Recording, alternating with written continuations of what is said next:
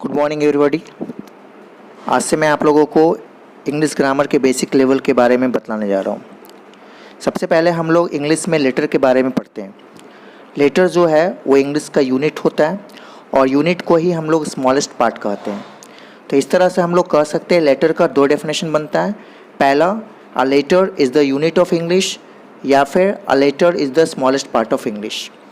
Letter के बाद हम लोग अल्फ़ाबेट के बारे में पढ़ते हैं। अल्फ़ाबेट जो है वो लेटर के सिस्टमैटिक अरेंजमेंट को कहा जाता है। तो इस तरह से इसका डेफिनेशन बनता है, a systematic arrangement of letters is called alphabet. यहाँ पर मैंने आपको दो एग्जांपल दिया है। अगर हम लोग ABCD को अनसिस्टमैटिक लिखते हैं तो वो लेटर्स कहलाता है, और अगर ABCD को हम लोग सिस्टमैटिक लिखते हैं तो वो अल्फ़ाबेट कहलाता है। इसके बाद हम लोगों को पढ़ना है लेटर्स के पार्ट्स के बारे में। तो लेटर्स को हम लोग 3 पार्ट्स में डिवाइड करते हैं। पहला पार्ट कहलाता है कॉन्सोनेंट, दूसरा पार्ट कहलाता है वॉवेल, और तीसरा पार्ट कहलाता है सेमी वॉवेल। सेमी एक बहुत ही कॉमन और रूट वर्ड है जिसके बारे में आगे चर्चा किया जाएगा।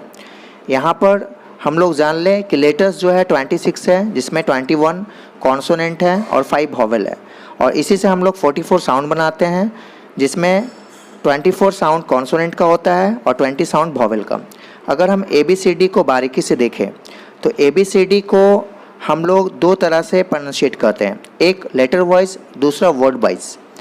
अगर हम एक एग्जांपल ले लें, जैसा कि मैं एक एग्जांपल ले रहा हूँ यहाँ पर FA कोर्स के बारे में। तो FA कोर्स में हम लोग F जानते हैं यहाँ पर वॉवेल की तरह प्रोनाउंस हुआ है, और फॉक्स में जो F है वो कॉन्सोनेंट की तरह प्रोनाउंस हुआ है। नेक्स्ट है सेमी वॉवेल। सेमी वॉवेल जो वॉवेल और कॉन्सोनेंट दोनों काम करता है, तो उसको हम कह सकते हैं the letter that work sometime as vowel as well as consonant is called semi vowel. W और Y को हम लोग सेमी वॉवेल कहते हैं। जैसे हम लोग एग्जाम्पल ले ले काऊ और वॉच का। काऊ में W वॉवेल की तरह प्रोनाउंस हुआ है, वॉच में W कॉन्सोनेंट की तरह प्रोनाउंस हुआ है। उसी तरह का और एग्जाम्पल ले लेते हैं हम याक और लवली का। तो याक में हम लोग जानते हैं कि वाई जो है कॉन्सोनेंट की तरह प्रोनाउंस हुआ है, और लवली में वाई जो है वॉवेल की तरह प्रोनाउंस हुआ है। अगर हम लोग इतना बढ़िया समझ गए होंगे तो आगे हम लोगों को कॉन्सोनेंट के बारे में समझना है। कॉन्सोनेंट मतलब जो लेटर फ्रिक्शन के साथ प्रोनाउंस्ड हो उसको कॉन्सोनेंट कहते हैं। The letter that pronounce with frictions is called consonant. या फिर जो लेटर वॉवेल की मदद से प्रोनाउंस होता है उसको भी हम लोग कॉन्सोनेंट कहते हैं। The letter that pronounce with the help of vowel is called consonant. क्योंकि अगर हम लोग कोई भी कॉन्सोनेंट लिखेंगे या हिंदी या इंग्लिश में तो उसका प्रोनाउंसिएशन वॉवेल की मदद से ही किया जाएगा। बिना वॉवेल के हम लोग कॉन्सोनेंट का प्रोनाउंसिएशन नहीं कर पाते हैं। इसके बाद हम लोगों को वॉवेल के बारे में समझना है। तो इसी का जस्ट ऑपोजिट हम लोग समझ लेंगे वॉवेल के बारे में, कि जो लेटर बिना किसी फ्रिक्शंस के प्रोनाउंस्ड होता है उसको हम लोग वॉवेल कहते हैं। The letter that pronounce without friction is called vowel. या फिर जो लेटर खुद से प्रोनाउंस होता है उसको भी हम लोग वॉवेल कहते हैं। The letter that pronounce itself is called vowel. अगर हम लोग वॉवेल और कॉन्सोनेंट को बढ़िया से समझ जाएंगे तो आगे का जो हम लोगों का चैप्टर है सिलेबल के बारे में हम लोग को बारीकी से समझ में आएगा।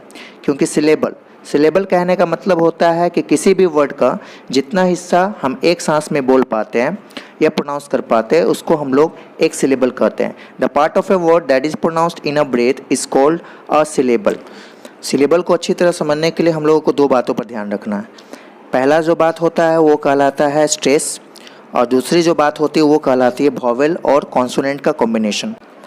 एक एग्जाम्पल से समझे, जैसे ब्यूटीफुल में ब्यूटीफुल 3 बार में पढ़ा जा रहा है। उसी तरह से टिमिड, टी-मिड, इसको 2 बार में पढ़ा जा रहा है। उसी तरह से मैं एक बड़ा वर्ड ले ले परपेंडिकुलर, तो परपेंडिकुलर 5 बार में पढ़ा जा रहा है। छोटे छोटे वर्ड जैसे हम लोग ले ले हॉट 1 बार में, कोल्ड 1 बार में, और टॉल 1 बार में। तो इन सब वर्ड में एक सिलेबल की बात। हम लोगों को सिलेबल समझने के लिए वॉवेल प्लस कॉन्सोनेंट के कॉम्बिनेशन समझना पड़ेगा।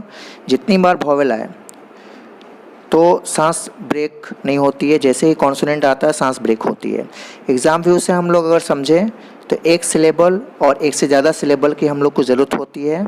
इसको हम टेक्निक से समझें तो 5 या 6 लेटर्स के वर्ड्स में एक सिलेबल होता है, और अगर उससे ज़्यादा लेटर्स के वर्ड हो तो एक से ज़्यादा सिलेबल हो। तो आगे मिलते हैं बेसिक पार्ट 2 में। Thanks for watching and have a nice day to all of you.